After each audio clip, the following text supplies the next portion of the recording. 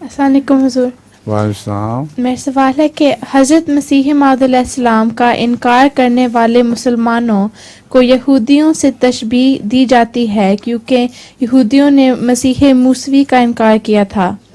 کیا یہ مسلمان یہودیوں سے زیادہ قصوروار ہیں کیونکہ انہوں نے قرآن کریم کے واضح نشانات دیکھ کر بھی انکار کیا ہے؟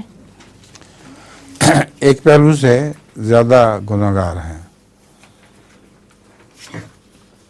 حضرت صلی اللہ علیہ وسلم کے متعلق قرآن کریم میں آتا ہے کہ آپ خدا سے شکایت کریں گے کہ اتخذوا حاذا القرآن مہجورا، کہ قومی اتخذوا حاذا القرآن مہجورا، کہ اے میرے اللہ میری قوم نے میرے اس قرآن کو مہجور کی طرح چھوڑ دیا ہے.